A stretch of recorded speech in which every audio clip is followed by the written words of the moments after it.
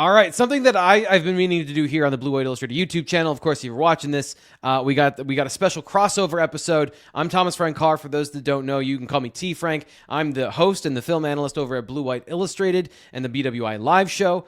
Spencer Holbrook and I are getting together to talk about Penn State, Ohio State coming up this weekend.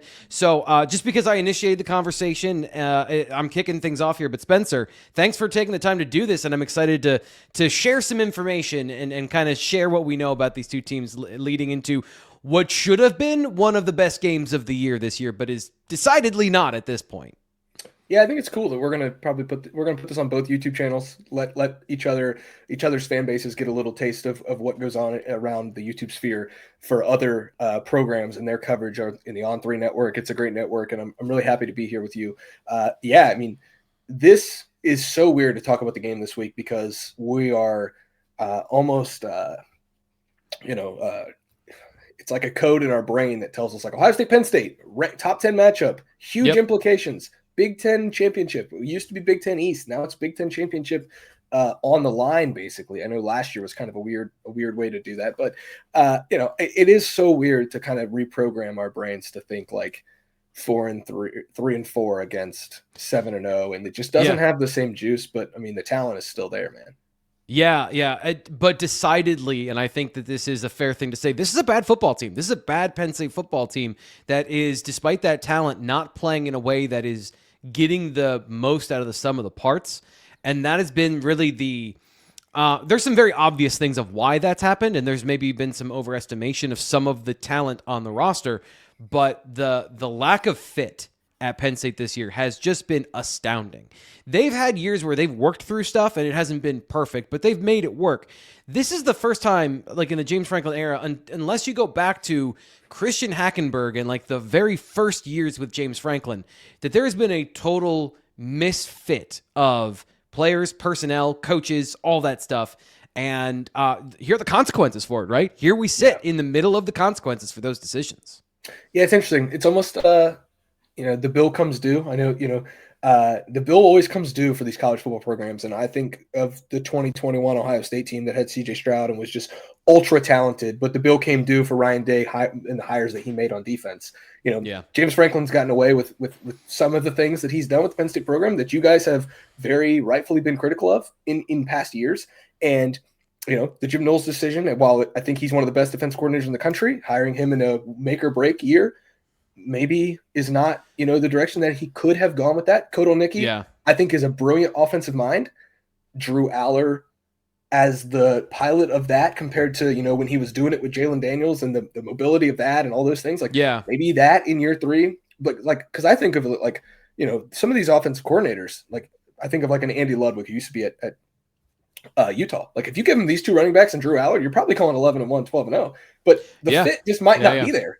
And so, I just wonder if like it was just a bad year to have the all-in year for Penn State, and at the same time for Ohio State, it's like this is a great year for them to be resetting with the talent that they have. And so now these two ideas kind of collide, and you're seeing a 20-point spread, and it is unfortunate to see, but it's an interesting case study in like two programs that want to be so similar. But are not seeming to be similar right now. The funny thing is, I've been watching the film this week of Ohio State, and you get programmed in, like you said, this is a top 10 matchup. When you think Ohio State, if you're a Penn State fan, you think 3 wide receivers, you think airing it out, you think deep shots.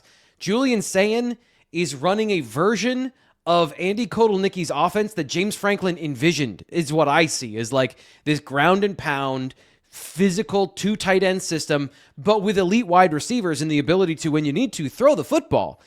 They're not a pass first team despite Jeremiah Smith from what I've seen. So like, I guess what's it been like on that reset year for you to be covering this? And I guess were you surprised by that, of talking about the direction of those teams? Because I feel like I'm watching something where I've seen this movie before. If I can see why certain Ohio State fans are frustrated with the run game because they're committing to it. And it's like, you've got Jeremiah Smith. Just chuck him the football as many times as it takes to get 48 points.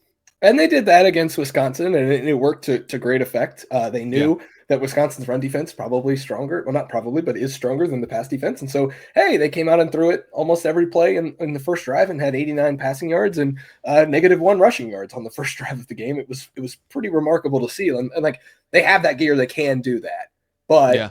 like, hey, they've got these two running backs, freshman running backs that are pretty good too.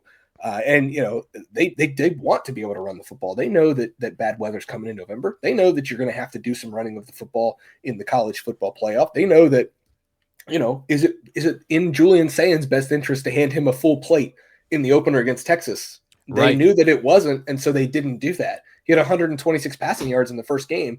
Now he's an 80% passer because instead of giving him that Jeremiah's down there somewhere offense in the first 3 weeks of the season, they gave him a little bit more each week. And as you see him progress, now not only is he accurate by trade and has the quick release by trade, but now he's also confident in his system that he's running.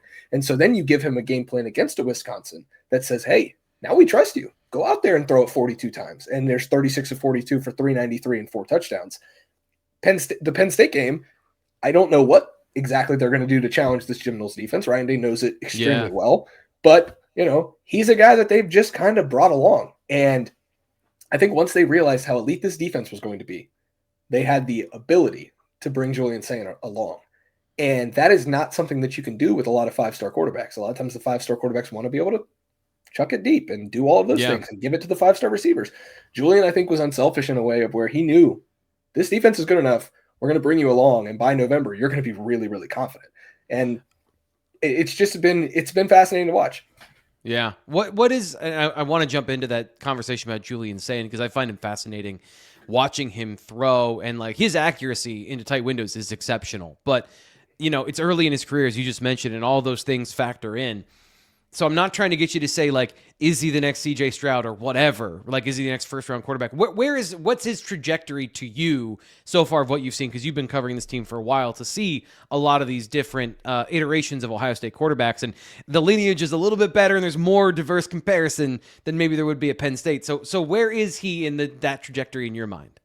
I think it is a little bit like the 2021 CJ Stroud season where he's throwing to Garrett Wilson, he's throwing to Chris Olave, he's throwing to a tight end like Jeremy Ruckert, and you're looking at it and you're saying, hey, this guy is just kind of he's just driving the bus and he's keeping it between the lines. And then in 2022, you look at it, you're like, hey, is this guy the best quarterback in America? It might be. I'm raising my voice a little bit because he might be. You got that question mark that starts in the middle of the sentence? Yeah. Julian kind of reminds me of that this year, except I think his growth has been a little more linear where it's just been straight up, where CJ went through a stretch in September where, do I even want to do this anymore? Is this for me? And then he had to find that next gear. Julian's just kind of steadily got into that next gear. Everybody questions, well, when you throw to Carnell Tate and Jeremiah Smith and Max Clare, the Purdue transfer, and you've got these running backs who you can check it down to and turn it into 15 yards. Like, of course he's going to be accurate and good. And I think over time, you're going to see that conversation shift, because just because you're throwing to elite weapons doesn't mean the guy throwing it isn't good too. Oh yeah. The ball placement, I think, is the big part of this conversation. If you can throw to elite guys and then they can make great plays, but if you're putting in a position where they don't have to go make a spectacular play, that's the quarterback delivering. And like I've seen him deliver, especially on some of those vertical passes and over the middle too, being willing to put the ball over the middle to those tight ends or to Carnell Tate in those contested catch situations.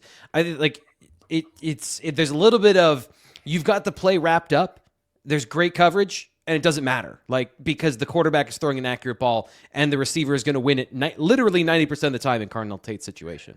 Yeah, and I think the other thing that Sayin has done a really good job of, and I'll transition this into asking you about Penn State's offense so we don't just sit here and talk Ohio State the whole time.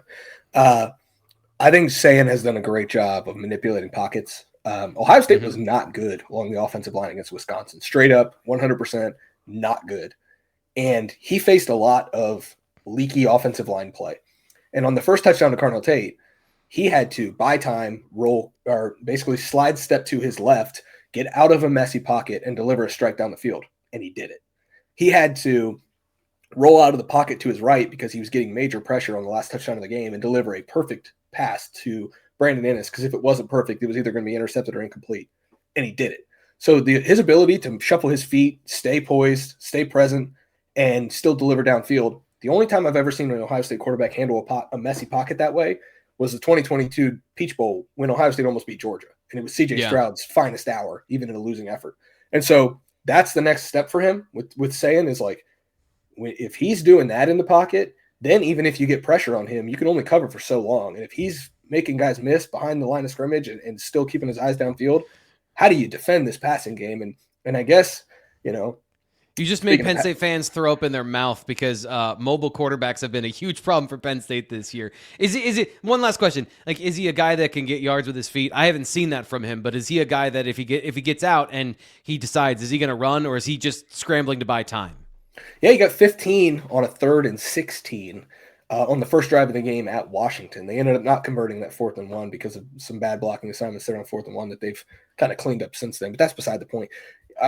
Yeah, he can. Against Wisconsin, we were absolutely stunned. My jaw was on the floor because he did a zone read and just pulled it and got 8 yards on I think 2nd and 10. And it's like, hey, now you're ahead of the chains on 3rd, and you got 3rd and short. Yeah, he can.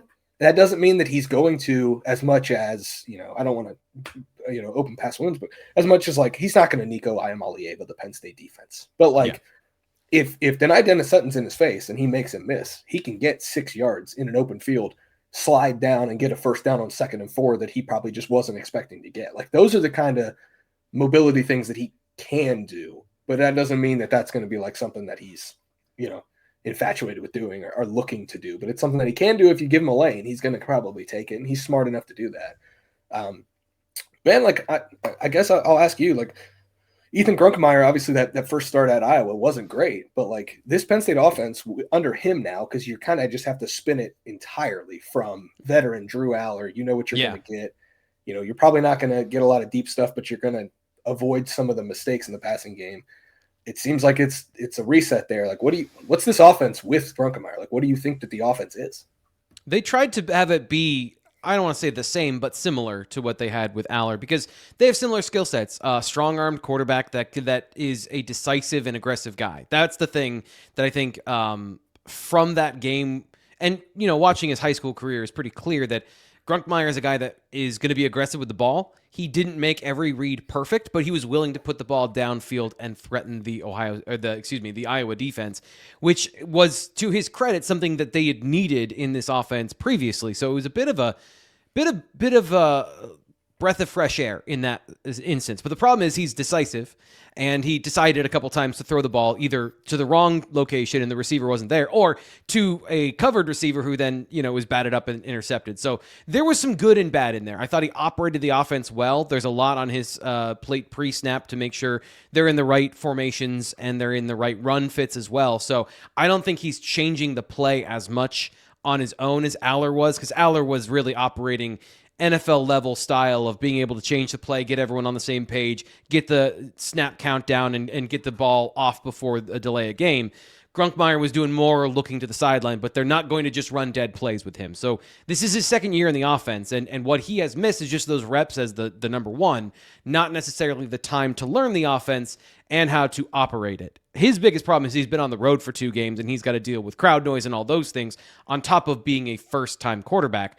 So interim coach Terry Smith talked, and this is, I think, a danger in this game, is like giving him some simpler stuff, some 1 and 2 read plays.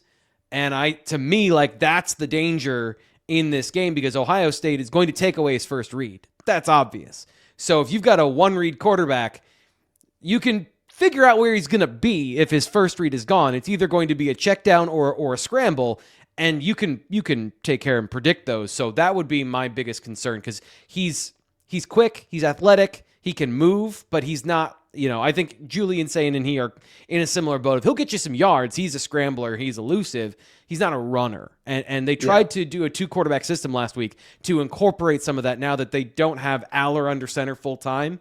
They try to go back to more of that 2-quarterback stuff last week, which did provide a spark to the run game against Iowa. And then, but Smolik is now on the shelf too, right? As far as so we've got some of that stuff over at bluewhiteillustrated.com that we've been talking about there. Perfect. Yeah.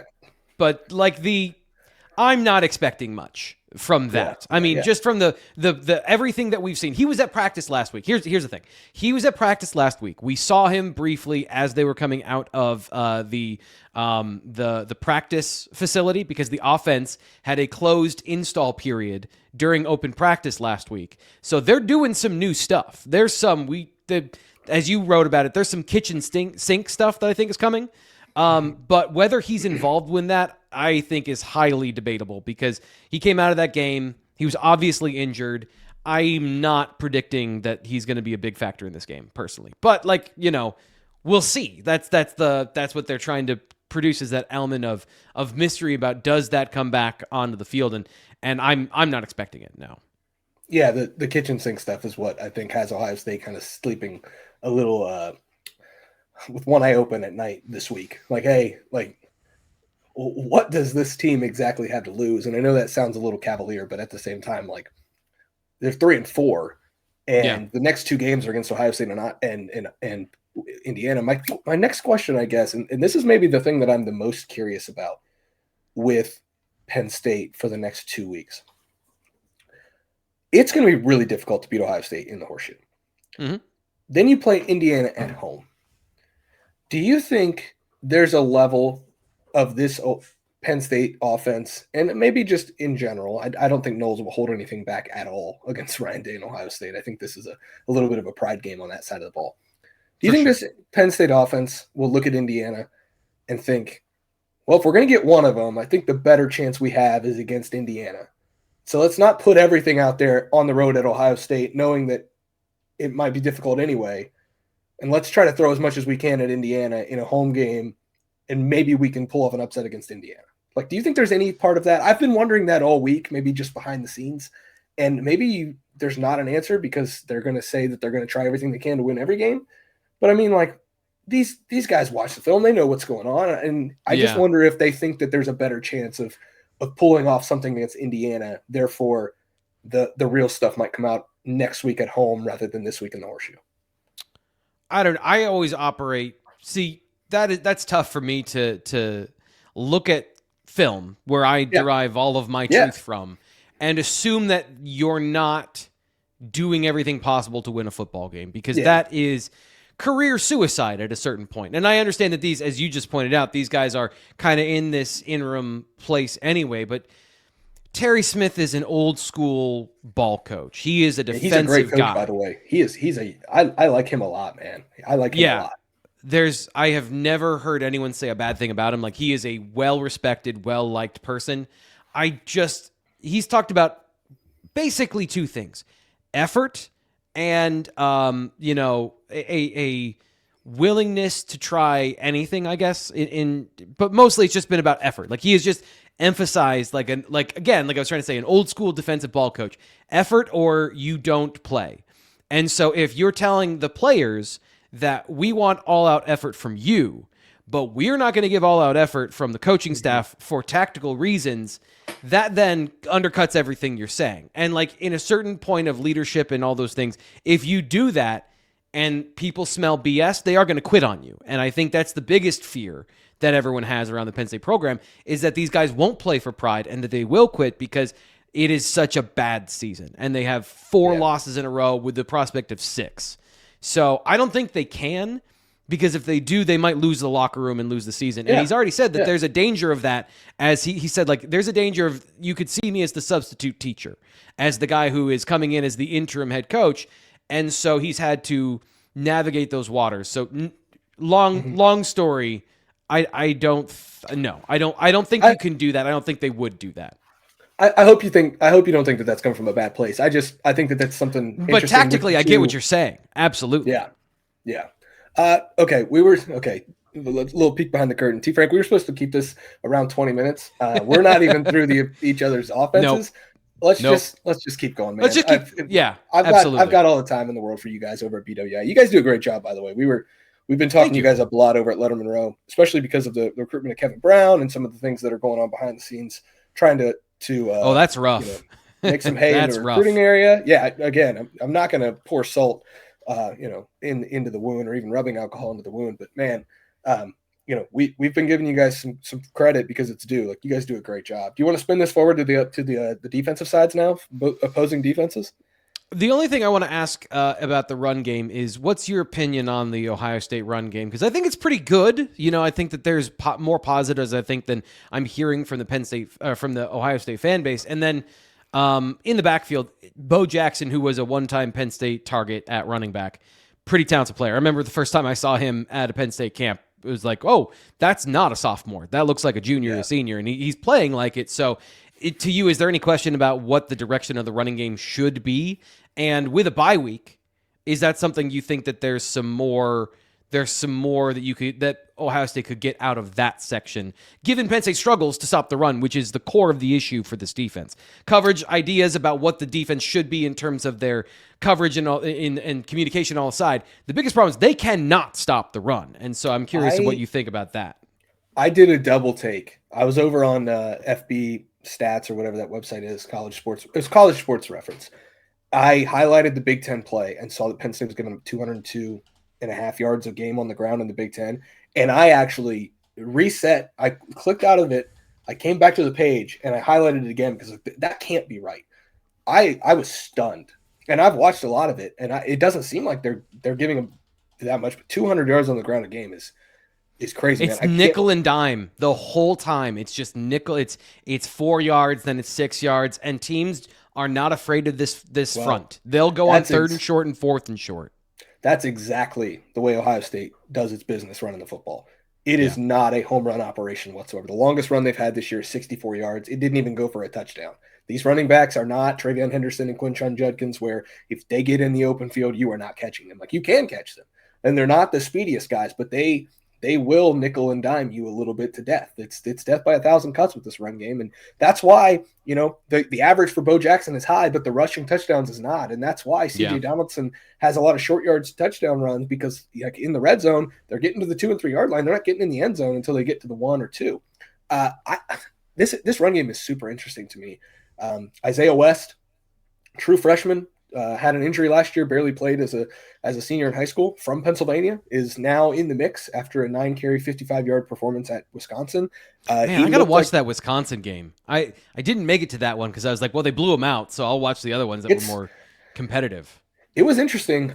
Some of the things that they were doing offensively, I hadn't seen yet. And the other thing about the team is Ryan Day made the comment before the Wisconsin game about the run game and how they hadn't gotten to some things yet, because he was asked straight up, like, don't you wish you could just, hit a home run in the run game and finally break free for a long touchdown? And he said, yeah, we'll make sure to call that play next time. And then he made the joke that they haven't gotten to a lot in the run game. I think they've been kind of, I hate using the term vanilla because I actually like the flavor of vanilla. Me too. But bad rap. We should do that at the end of the show. But it'll be 3 hours from now. There's a lot that they haven't gotten to in the run game, but oddly, the game that they showed a lot in the run game was Grambling. And I'm not sure if they just wanted to put everything on tape to make sure that they, A, could run it and do it in a dry run against like the worst team that they'll play in the next 10 years. And then B, just put it on the tape so guys like Jim Knowles have to stew about it for 2 weeks when they get time to do that. Yeah, they were doing some things with motion and faking motion, almost like Sarkisian-esque, where they would fake an end around to the left side and then turn around and run counter to the right. This is what I'm saying. This is so very Kotelnicki. There's so much more shift in motion. There's so much more run fake than I've seen from them before. But once they get on the tape and they watch a defense and they realize, hey, we don't have to do that stuff against these guys. They just don't do it. And I think that the run game is better than what they've shown. And I've taken a lot of heat from some Ohio State fans, like, hey, you're just covering for these coaches. This run game isn't what it needs to be. Chip Kelly, would be ashamed of this run game. And, Tyler Bowen, who you guys are very familiar with, is the run game coordinator. Does he have what it takes? Can he form a run game? I think we all know that he can. We both know pretty well who he is and what he likes to do on the ground. They just haven't gotten to a lot of it. And again, the Wisconsin game was interesting because they used the 2 freshman backs more than they used the 2 veterans for the first time, and it worked. And then the other thing about the other game that, if you want to just see the diversity in the run game, the Grambling game, they're running GT counter, they're running GH counter, they're running some motions with counter. It was a lot of counter, but it was a lot of it was like 50 ways to do one thing, and they were running motions and things, and then they've just put it away since then. And so I wonder if November is the time to break all that stuff out. I think the run game is in a better spot than maybe the statistics show. I think they're going to get to some of these things, and I think you'll see some dividends paid in the run game.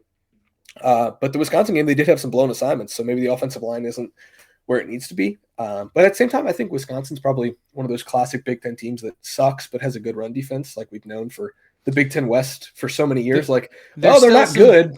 Yeah, there's still some vestiges of Wisconsin left in there from their transition under the new offensive system and defensive system, which is funny to see. Like, every once in a while, you see, oh, that's a Wisconsin body, and there's still a couple of those left on the defense, and mostly they're at linebacker and defensive tackle. Yeah, I watch one of those Wisconsin bodies play on Sundays every week with TJ Watt now. So it's just interesting to me. I think there's some things that they haven't gotten to in the run game, and I do think heading into November, it's probably in a better spot internally than it is on the outside because they know what they can do with it, but they just haven't done it a lot. But I would encourage you as a film guy, try that Grambling tape. I'm gonna have to go back. Yeah, it's interesting. There's some run stuff in there that why didn't we see that against Washington? Well, that didn't come up against Illinois, and Illinois is good. Like, what are we? Wisconsin kind of stopped the run. Yeah. You could probably get to that stuff. So, but anyway, it's interesting. I'd love to pick your brain on this Jim Knowles defense, man. So I like it. That's the problem, because I'm in the situation of, like, I was a fan, and this is the thing, is like I did go back and I watched selections from the beginning. I watched selections from Oklahoma State. I watched as much as I could historically of the defense, and so, like, I appreciated the evolution of it, and kind of some of the constraints that were at Ohio State that forced him to find Caleb Downs, develop that style that they used in 2024 to win a championship.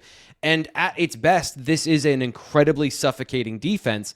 And I think that the willingness, first off, it is a very modern defense in the trend of playing too high and trying to take away explosive plays and being willing to give up some against the run. Understanding that a defense coordinator wants to give up nothing, but that is kind of the goal, is that you goad teams into running the ball against you and then you stop it. In the control of it. But that's been the problem, is they can't do the first thing, which is dare teams to run into a box that may have one linebacker in it, and then stop it for minimal gain and put the offense in a second and long situation and then a third and long situation. They haven't been able to do that part. And if you can't do that part, none of the other stuff matters, because you can't get to any of your third down coverages. You can't get to any of your surprise rotations and some of your inverted coverages that will surprise the quarterback as to where safeties are lining up and all that stuff. None of that matters if you can't control the first variable, which is built into the idea of the defense. And that's been their biggest problem. And then from there, the defensive line not getting pressure with 4, which I know is a big bugaboo at Ohio State as well. And part of that is by alignment. And part of it is, like, not having a guy that's just dominant. There's Penn State has been used to having an Abdul Carter or a Chop Robinson that just gets pressure, just wins and gets the quarterback. Denai Dennis-Sutton is not that type of pass rusher, and their guy that they were going to have to do that, Max Granville, was injured for the season back in May, I want to say it is. So there's just been a fundamental deficit that starts up front that they haven't been able to overcome. And then when they lost Tony Rojas, who was cleaning up some of these things, then, like, the floodgates open. Dom DeLuca, a former safety, a former walk-on, is not the guy to fit and fix the situation, and they just haven't had anybody else to step into the void. Yeah, you've got to be, almost a super genius at linebacker to have full command of this thing, especially in year one. And I'm not going to rip on Jim Knowles for 30 minutes here. That's not what I'm here to do. I think he is one of the Ohio State fans have done it for you. Let me just say, this offseason, it's been all trolling. It's been all trolling. I love the fact they're coming into our shows and they're leaving comments because it ups our algorithm impact. But man, they have been so happy to troll Penn State fans, so they've done it for you. I think I will say this. I think the small kernel of truth in there that Ohio State fans, I think, maybe wanted Penn State fans to say in the offseason that now Penn State fans are coming to grips with is year one of this defense is not perfect. And it is very difficult. There are games where if Ohio State was missing, a Cody Simon last year, the defense was not the number one defense that was suffocating Tennessee and Oregon and Texas that in the playoff that you guys came to know. Yeah. There were times where if one of the cerebral guys was out, there's some trouble to be had in this defense. And with Tony Rojas now being out, you're seeing that because this defense is very complex. And anyone at Duke will tell you that. Anyone at Oklahoma State will tell you that. And anyone at Ohio State will absolutely tell you that. It's just not an easy defense. And I think that's the kernel of truth that the lunatic fringe is the lunatic fringe at Ohio State. Kirk Herbstreit gave him a name and they've completely run with it. And they will be happy to tell you anything that you don't want to hear about Jim Knowles, I promise. But the thing that they talk about that I think has some truth to it is that year one was never going to be perfect. Yeah. And that was my pushback against the effusive praise of going and landing Jim Knowles is like, and we talked about this a little pre-show, so I'm just making sure that it gets on here. James Franklin was in a natty or bust is what Ohio State called it. And I think Michigan even called it that before. Penn State was almost as close as you can get for Penn State being natty or bust. And they hired a defensive coordinator who I think is and Ryan Day said this in January when I think he knew he was out the door, the best defensive coordinator in the country, full stop. Now, I think Matt Patricia has kind of given Ryan Day a reason to think that he is. But he wasn't in college football at that point, exactly. Right? So, exactly. Yeah. But the pushback is like year one is not perfect for this team, for this defense. And I think you're seeing that a little bit come up. And so, I love his system. I think it works. I think it's great. I think it confuses quarterbacks. I think it's good at stopping the run. Like you said, he gets you into second and long, then he can't help himself. He brings pressure. And sometimes that lets up a touchdown against Michigan in 2022 that still haunts Ohio State fans. Sometimes that means Nico Iamaleava's, squirming free for 40 yards when you're trying to get a second half stop. Like that's what year one does to this defense sometimes, because he goes to his playbook that he knows can work in year two and year three. And sometimes in year one, it just doesn't click. And I think that's something that has been something that I've noticed on film when I'm watching the Penn State defense is like, he can't help himself at times call some of that year three stuff in year one, and it does bite you. There's a couple of things I think that were a miscalculation from James Franklin. And one is he has had this integration policy because, as covering Ohio State, the coordinator churn is intense, right? So you are going to have a new coordinator every single year, basically, if you're successful. And so James Franklin has instituted a policy of the new coordinator has to adapt the verbiage and language of Penn State so that 1 or 3 or 5 people are changing their language instead of the entire side of the ball. And so that had worked reasonably well under Tom Allen of integrating his plans and philosophies from his defense and what Manny Diaz had done previously. And the plan was to do the same with Jim Knowles. Yes, there's going to be some complicated stuff, but we're not going to get all of it in year one. And there's going to be this integration process that makes it easier to allay some of those problems. The second thing is outside of Zakee Wheatley, who has been, as advertised, the personnel fit, and I know I keep coming back to this, wasn't exactly perfect. The corners, I think, are great to play this defense. The safeties have been a little hit or miss other than Wheatley. But there were enough pieces that have felt like this could work, but they just lost the wrong ones. And that is, to your point, like, you can't go in with only plan A working. And the thing that I said even about Ohio State is the talent was versatile enough on the roster that even if they were underperforming in that first year or they were underperforming before Jim Knowles got there, they had the talent to play any scheme. Like, that's kind of the thing with Ohio State is I could look at any of those players and say they can play in an odd front, they can play in an even front, they can do that on the same play like they do now.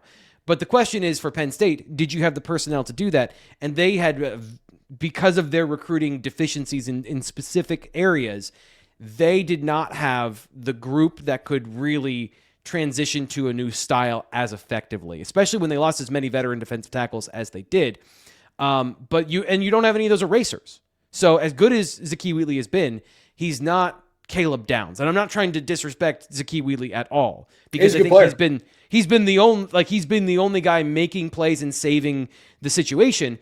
But he's also not making tackles for loss, and he's not cleaning everything up to the point of like, oh, this guy, is he Derwin James, right? Is he a top 15 pick? He's a really good football player that's going to play on Saturdays, but there's just a limit on what one player can do.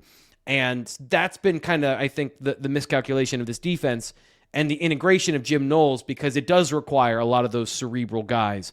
And they were in a transition period on defense after a college football playoff run. Penn State doesn't reload the same way, and they didn't go into the portal to reload specifically on that D-line. And that was, if you listen to what Pat Kraft had to say, that was one of the reasons that James Franklin isn't here. And I think that's, again, like I hate to keep bringing this up, but like that 2022 Ohio State team was completely bailed out by the fact that they had Emeka Egbuka, Marvin Harrison Jr., and C.J. Stroud. And you look at what the NFL is right now, C.J. just threw for 400 yards, Emeka's catching touchdowns left and right, and Marvin Harrison Jr. is the best player, is the best offensive weapon that the Cardinals have. Like, that's not a secret. The defense, though, they knew that they didn't have the personnel to transition because Ryan Day had exclusively been a one high safety, cover three kind of guy at Ohio State under Jeff Hafley and Kerry Combs. Those Combs failed. They went out and got Knowles. And they brought Tanner McAllister in. Tanner McAllister, and again, I think Zakee Wheatley is better than what Tanner was. But Tanner McAllister is more of a Zakee Wheatley than he is a Caleb Downs. Caleb Downs is going to be a top 10 pick in the NFL draft as a safety. That does not happen. And so the 2022 Ohio State defense was, hey, they're going to make some nice plays. They're going to have some explosive defensive plays, but they're going to give some things up. They're going to give up some different things as they transition to this defense with the hopes that that the next year is the real year where everything comes together. And so you saw it slowly do. It did slowly come together across 3 years.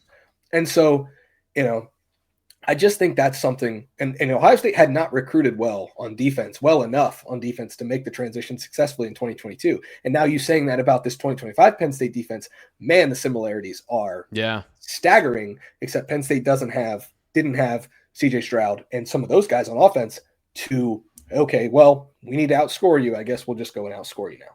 And so can I jump in here too? Because there are some storylines that even go back to 2022. Because part of the conversation here with James Franklin, and this is kind of a post-mortem on the situation, is he has been competing with Ryan Day for hires for years now.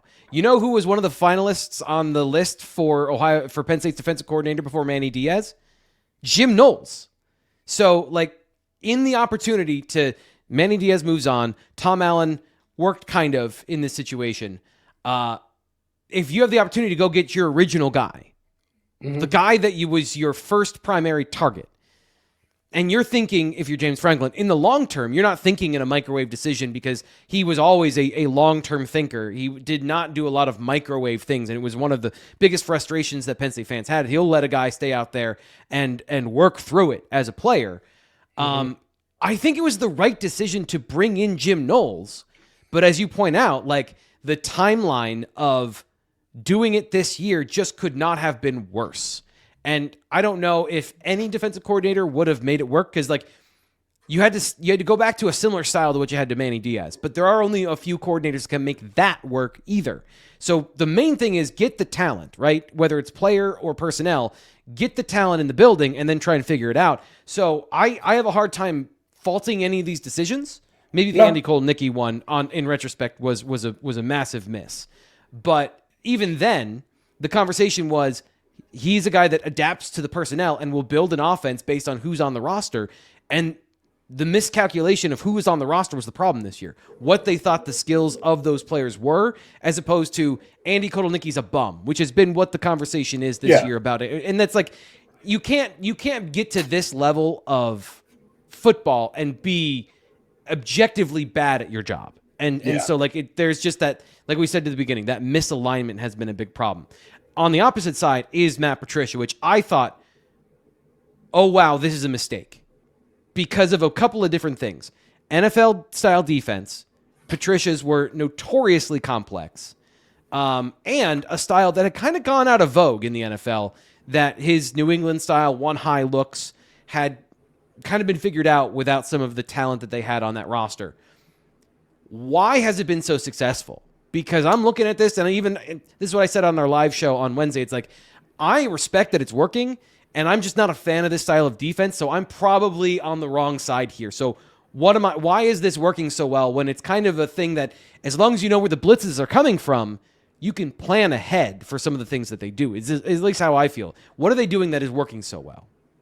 I think, and here I'll say this for the first time on the record, I think last year when Patricia and Belichick took the year off, they were studying and working for the 33rd team, which, that's an organization that they were working for last year, and doing some things with NFL films and studying the NFL and the college game is what they said they were doing.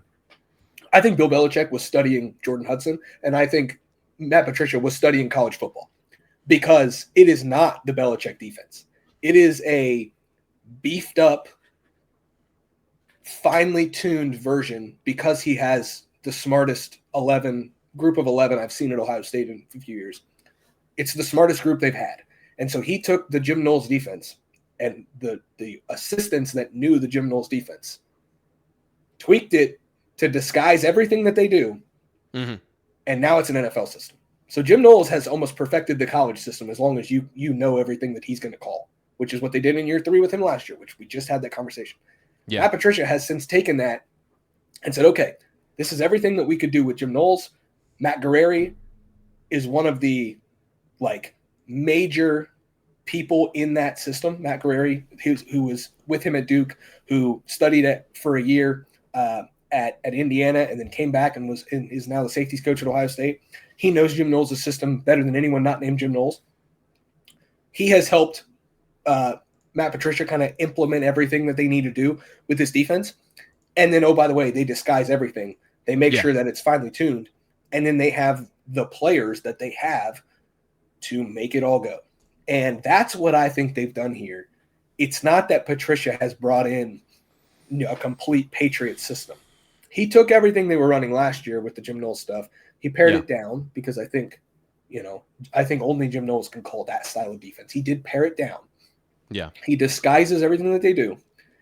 And he took the Patriot system of winning based on the personnel you have, and he brought that to college football. But he didn't necessarily bring that one high Patriots defensive system to college football.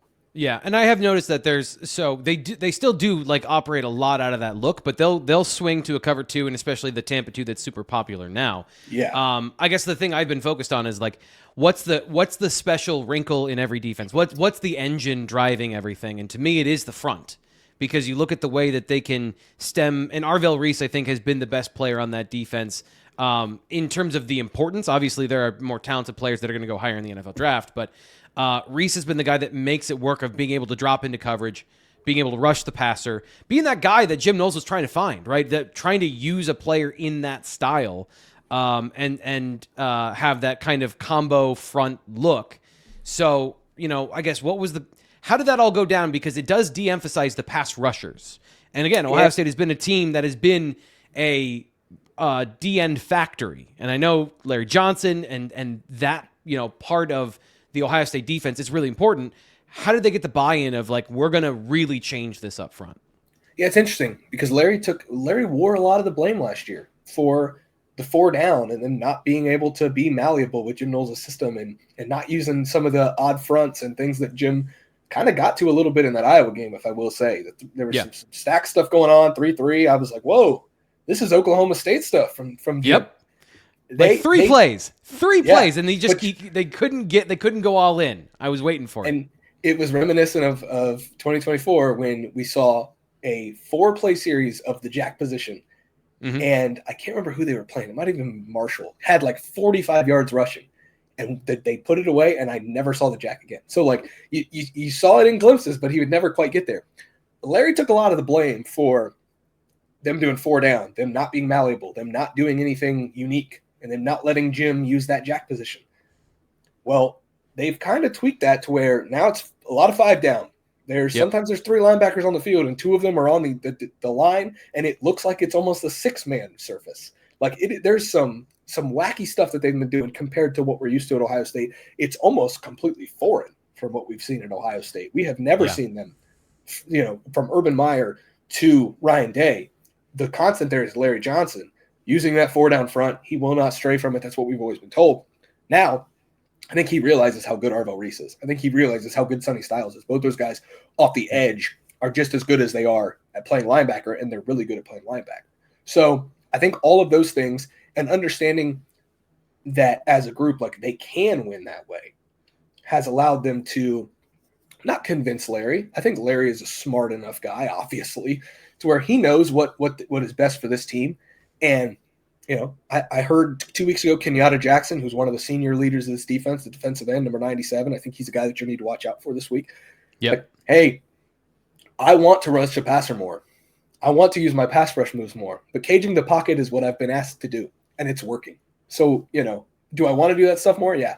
So a lot of times you're going to see one side of the pass rush completely just caging one side of the pocket. The other side, hey, go get after it. And if there's if the quarterback escapes through the middle, number 8, Arvell Reese, who's the biggest alien in college football right now on the defensive side of the football, standing there waiting on you, and then he collects the sack. That's why he leads the team in sacks. It's not because he's doing Abdul Carter pass rush things, even though I think he probably could, and we've seen him do some of those things, like the Illinois game is a prime example. He did some of those things.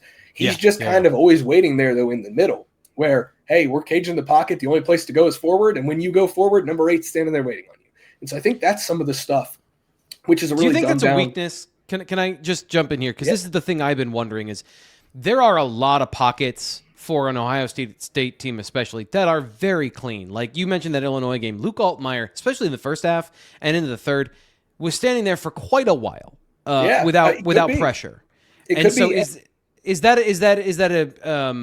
a lack of pass rushers, or is that the cage is the plan and you're going to make them uncomfortable in the pocket because they're college quarterbacks, and the longer they stand there, the longer there is a chance for them to do something stupid with the football? Yeah, there's probably 2 teams that I wonder that against, and that's Indiana and Alabama, because Ty Simpson is very cerebral. He's a great passer, and Fernando Mendoza is the exact same. And you'll talk about that next week. But I think this is a good case study for Penn State to see, before they go against Fernando Mendoza. But yeah, I think Ohio State, it could be a weakness, and I think we will find out a little bit more about that on November 15th, when, oddly enough, Matt Patricia now has to defend Nico Iamaleava. So, there's a chance that if he gets comfortable in the pocket, man, he's going to make you pay. And if he's not comfortable in the pocket, he might still make you pay because he's athletic enough to get out there. It could be. The pushback that I have heard from people that I talked to in the building is, did you see what happened when we wanted to get after Luke Altmaier? Because Arvell Reese took a left tackle with one arm and pushed him back and made a sack, because he has that ability. Because there are NFL folks who are starting to believe that he is a little bit more like Abdul Carter than he is like an off-ball linebacker at the next level. And so, I wonder if when they do push that button, a lot of times they're getting home.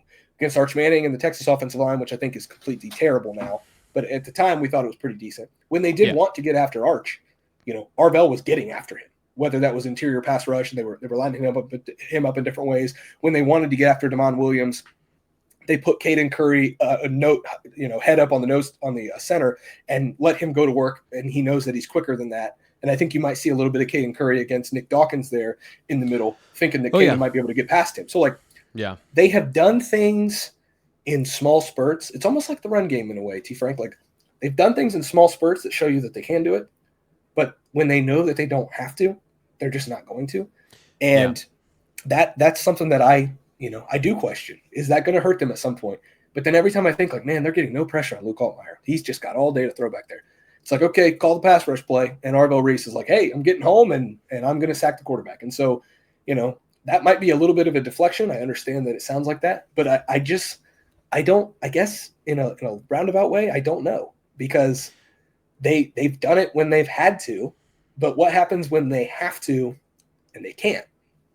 Right. And there has been a lot of, with Reese in that kind of tweener position, there's a lot of like blitzing, 5-man pressures to get there. Mm-hmm. And that does open you up to stuff in the secondary. So I guess that's just been my curiosity. And I appreciate you working through that with me, because I don't want to be wrong. And by the way, to be very clear about this, Penn State is not going to challenge any of these weaknesses, in my opinion. I don't think they have the offense to do that. I'm looking at this more of like, I guess from an Ohio State perspective, or from kind of a neutral perspective of, this team is going to go into the playoff, and where are the weaknesses, and what if Penn State could attack them is available. And that's been because you look at the metrics, you look at some of the data on their pass rush, and it's not bad. Like, they're just not number one, but they are, in a certain sense, not as productive as they have been. And that's been the biggest thing I've been trying to figure out this week. And it is interesting to the conversation about Reese, because that's where the pass rush has come from. I want, like, when they see really good tackles, is he going to be able to do that? I think that's going to be fascinating to watch as like a storyline in college football going forward. And then one of the most interesting things that they did, and maybe it's not interesting, maybe this proves my ball-knowing bona fides, I don't know, against Washington, which I thought was going to be a real challenge for them. Like, we were going to learn a lot based on what Demond Williams could and couldn't do. They were sending four, just standard defensive line pressure. They were caging the pocket, and when Demond Williams broke contain and broke that pocket, they didn't have a spy.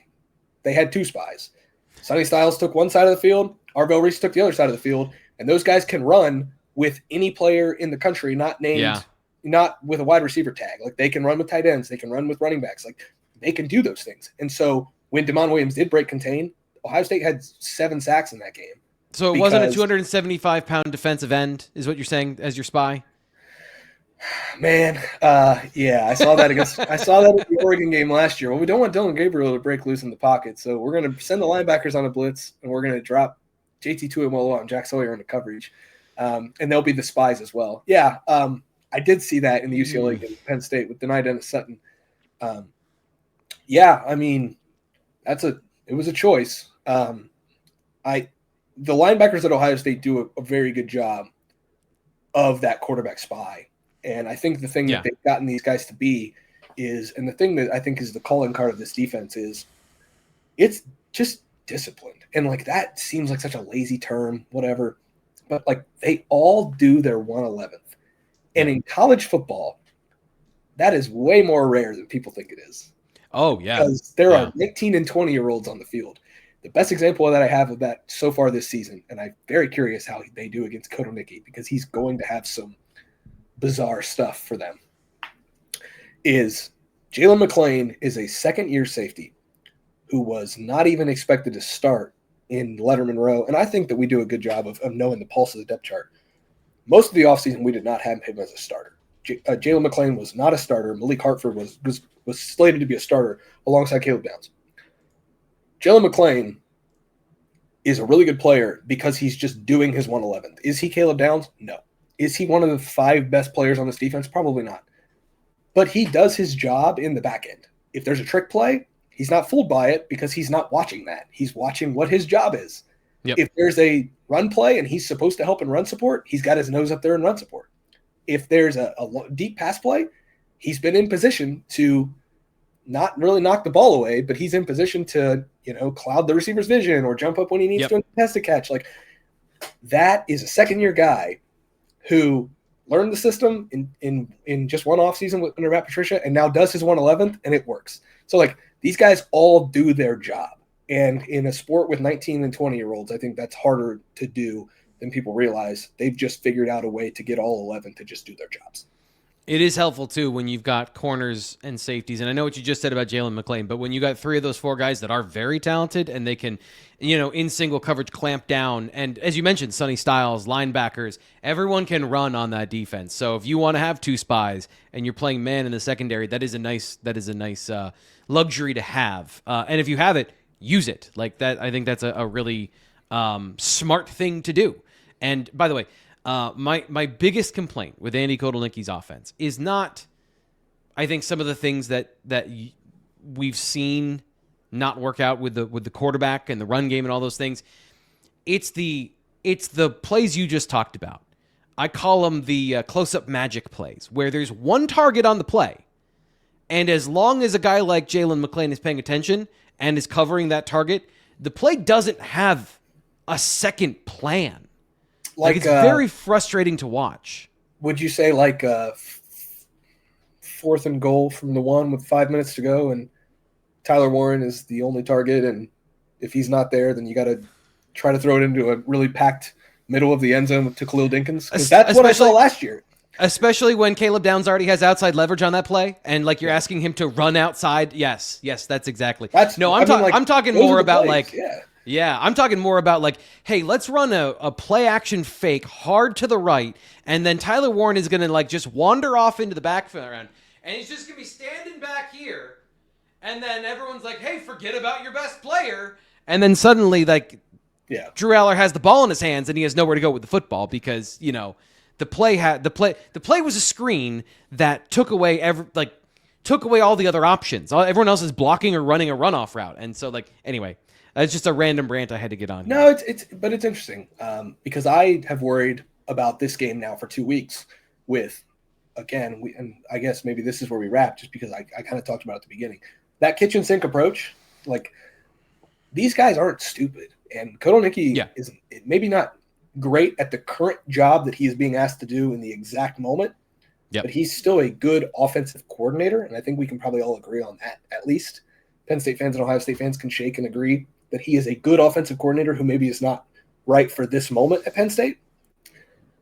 He's going to have something, and that's the thing that has me worried of does this – and I hate to talk about this going on the Penn State channel, does this teeter on a blowout? Is if he tries some of this trick stuff and the run game isn't working, Ohio State's disciplined enough to not worry about the trick stuff and stop the run.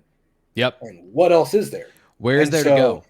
Yeah, and maybe that's the same thing, that one read kind of play. Well, if you only have tricks up your sleeve in a run game and the run game gets shut down and the tricks aren't working, what are we accomplishing here? Yeah.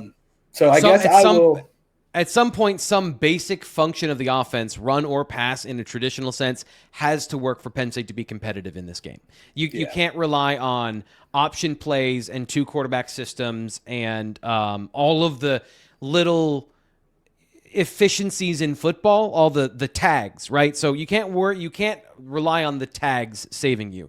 The play has to work. And that has been an issue for this team on and off, especially against, some of the better competition over the last 2 years. But this is a good 20-minute conversation. I really enjoyed this. Yeah, this was great. 20 minutes. That's all we needed. T. Frank, you got it's Wednesday. We can make these by now. Do you have you got a lean score, a something rattling around in that head of yours? What are you thinking this thing looks like? Yeah, so we've got our official predictions coming out on Thursday. I think mine comes out on Friday. So yeah. Oh, lucky you! I'm supposed to have mine in already. Ours are it's Monday morning. They're like, "What's your prediction?" I'm like, "That I have to watch the film." That's my prediction. Is I will be watching the film later. I don't think Penn State gets blown out. I think that they'll play with pride. If it is a blowout, it's a late thing. I just and maybe this is just going off of past experience, but the way Ohio State has been playing on offense, of not trying to blow teams out, of working on the run game, playing that kind of methodical ball and then throwing to the receivers to get some of those chunk plays, it doesn't feel like a game that's going to get out of hand unless Ohio State does something specific to make it get out of hand. If these two teams play the way they have throughout the year, there's not going to be enough drives and possessions for Ohio State to put up 56 or 60 points. No. But that is, if there is an upset, I don't think it's Penn State winning. The upset is Ohio State steamrolling Penn State in a way that makes Penn State fans want to, not that they haven't wanted to do this anyway, but fire everyone. Fire, the support staff, me, everybody gets fired AD, after a game like that. President, yeah. Yep. Yeah. No, I understand what you're saying. Did you, and I guess I don't want to make this into another 20 minutes, but because we've only went 20 minutes. Did you hear what Ryan Day said about Jim Knowles on Tuesday? I didn't. We talked about it on the show today, but I did not hear it myself, what he said. Okay. Well, he said the last line was the critical line in the entire operation. He was talking about Jim. He was asked about his relationship with Jim. He was asked about, how it all went down and everything. And he was pretty diplomatic. At the very end of his little diatribe, which I thought was handled really well, he looked straight up at the person who asked the question, got very straight faced, and he said, we all try not to take things personally, but we're all human. And I don't know if he would say that if he wasn't confident going against Jim Knowles' defense, but I think he's kind of confident right now going against Jim Knowles' defense. Yeah. I don't think it's going to be a blowout. Earlier in the week, I said it was going to be 34-13. I'm leaning more if there's a 2-minute situation, I'm not sure how much in the business Ryan Day is going to be to just run the clock out. And so I don't think he's some kind of jerk, but I also think that he is somebody who is a very, very, very serious competitor. So I just wonder my official score has been all week, and I've kind of stuck by it 34-13. But I do wonder if there's a way that he might just want to throw one on for good measure, and I hit the over. A little bit of a Signetti-ing, if you will, because that's kind of how Kurt operates his business over there in Indiana. Is like, we don't want to throw one on, but if we can, might as well. I just wonder. Stop it, right? Yeah, exactly. That idea. Yeah. I just wonder if there's something like that. And look, man, nobody hates that more than me. As somebody who was, if you will, devastated by the Terrell Pryor Penn State upset, and some of the other Penn State Ohio State games that have broken Ohio State fans' hearts over the years. I know everybody thinks that this is the most lopsided rivalry of all time because since 2016 it's just gone one way. But like the 1-point games and the games before that where Joe Pa and Jim Tressel were going at it and all of those things, like in the 2014 overtime game, like this series deserves everything, I think. And I don't ever call it a rivalry because Ohio State fans will never, ever admit that anyone is a rival other than one team. And I understand that. Yep. But this game, whether it's a rivalry or not, deserves more. And it stinks that we have to talk about it like this because especially in the last year that it gets played every year, like these two teams should play every year. And it stinks that this is the final year of it. And it is in this context, if you will. Yeah, and I think that for Penn State fans and for Penn State moving forward, the point, the not so subtle point is they're tired of coming up on the wrong end and it not being seen as a rivalry, understanding the context of that word for both teams, because Penn State also, I don't know if you know this, their whole brand is unrivaled. Which so they also are very proud of. I respect. So many teams have tried to make them a rivalry, and they have, you are above Pitt, and you're allowed to be above Pitt. You are above Maryland, and you're allowed to be above Maryland. You are above all of those Northeast schools. And do you remember when they brought in Rutgers and Maryland, and they're like, okay, now you guys fight, and they tried to make it a rivalry, and they're like, we're going to make sure that these two teams are rivals.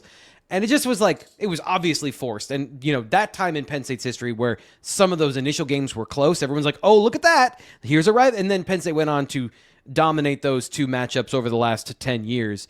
One that I think, and we're total sidetrack here, but I love this conversation. The one that I've thought of as more of Penn State's actual combative, where they have a chance to, and they usually win it, is the Iowa series, where there have been some upsets by Iowa. And even historically, you mentioned going back into the Paterno years, Iowa has always given Penn State a really tough game. They've won some really important ones. They've ended some Penn State seasons where Penn State was on a roll to go somewhere special. They were the impetus to Penn State's awful 2021 year where a lot of their players, got injured. That was a whole bad blood situation. Penn State came back under Manny Diaz the next time they were at home at Penn State, and Penn State had a historic shutout of that offense. There is a bad blood relationship with Iowa, but there's nothing compares to the Ohio State series because Penn State has been so close. They've been just on the heels the entire time, and it's been just that close. And like Ohio State's never going to have a rival other than Michigan. Like it's just not going to happen. And so it's not Penn State's fault that that's the case with Ohio State. Yeah. But again, I do fully appreciate, because I'm a college football enjoyer, that Penn State refuses to make a lesser program a rival. That's just not, don't do that. And so the other one that we can't talk Iowa Penn State without talking about 6-4 though. So like that's the lore of the rivalry. 6-4 luckily that precedes me. Yeah, that precedes me. So luckily I did not consume that one. I went to Penn State, but I wasn't a Penn State fan. Like I grew up only caring about the NFL. So like I didn't really consume all of that until I got here. And then obviously I've been consuming it since then. I think a 6-4 game film study would be the perfect off-season content at BWI. $1 for your first 7 days. And we'll take all 7 days to get through it. We're going to go through every play, and we're going to break down every run and every punt. Spencer, this has been a ton of fun. I'm really glad we did this. I never do long form shows. This has made me kind of want to get into one. I'm not sure what the appetite Ohio State fans will have for me doing one if I get to do one with the Michigan guys, because I don't know if you know this, but when there's a rivalry like that, not only do they not like the team, they don't like the people who cover the team either. So, Oh yeah. maybe I don't get to do one with the Michigan folks. I did a 30-minute one with the guys over at the Texas site, but I haven't done a long form one like this in forever. And I had a blast, man. I think I could do this for another 20 minutes, if you will.